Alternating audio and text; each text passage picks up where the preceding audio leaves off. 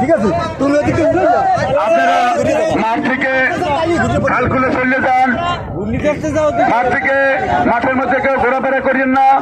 আমাদের কিন্তু খেলার বিন্দুর অসুবিধা হয়।